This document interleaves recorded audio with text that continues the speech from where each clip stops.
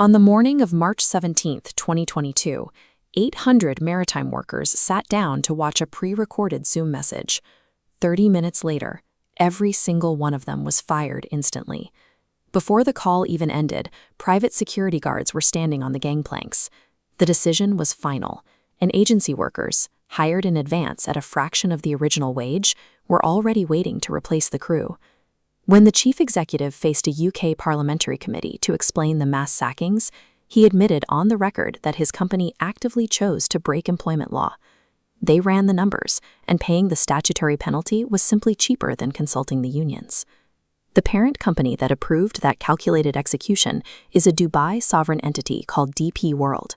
Right now, that exact entity is positioning itself to take operational control of Whakaraupō, Lyttelton Port, the central artery of South Island commerce in New Zealand. A local consortium proposing the deal promises workers will keep their jobs on no less favorable terms. But looking at the actual paper trail of the global logistics giant stepping into the port, we have to ask what a corporate promise is really worth. To answer that, we can look at the playbook DP World deployed across the Tasman Sea. In late 2023, the company faced off against its Australian waterfront workers, using financial attrition to break union resistance. DP World offered a 13% pay increase over 4 years, but a steeper inflation curve rapidly engulfed it, a real terms pay cut. When workers pushed back, DP World froze their pay entirely. This standoff triggered a massive container backlog, costing $84 million weekly. When brute financial force isn't the primary strategy, the company opts for a democratic bypass. We saw this in 2020 at Port Sudan. Seeking management control of the South Container Terminal, the corporation completely ignored local unions and the workers on the docks.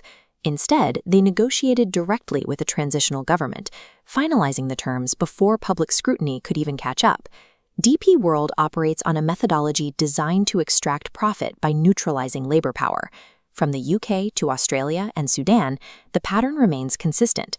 If you want to know what that looks like on the ground in Ōtautahi today, you don't actually have to wait for the ink to dry on a new lease.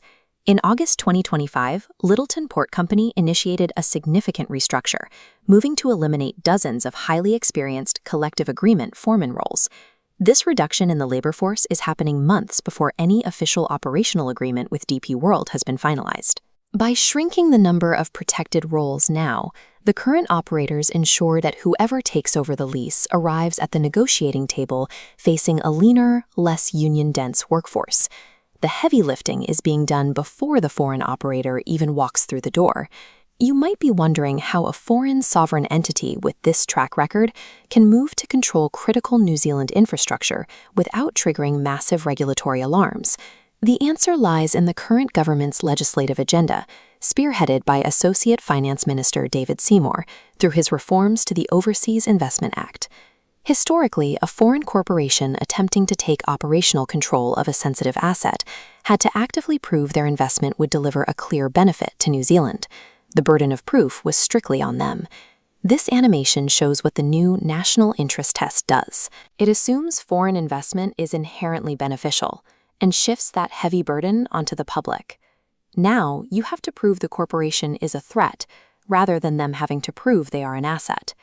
The government has dismantled the legal architecture designed to protect local assets, effectively inviting in the same corporate strategies seen abroad. The local face of the Lyttelton proposal is the Tonu Consortium, which includes 3 Ngaitahu Runanga. These Māori leaders are navigating a restrictive colonial economic system.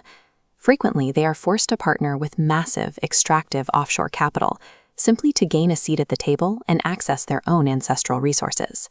But a 30-year commercial lease engineered to funnel operating returns to a boardroom in Dubai sits in direct opposition to the indigenous principle of kaitiakitanga. Kaitiakitanga requires active, accountable stewardship. It is the intergenerational obligation to protect the Māori, the life force of the harbor, and to fiercely defend the communities who have worked those waters for centuries. Polished public relations lines drafted into a proposal document offer zero real-world protection against a logistics empire that fires its people over a video call. The only things standing between the port and a global monopoly are legally binding employment guarantees and the solidarity of the workers on the wharf.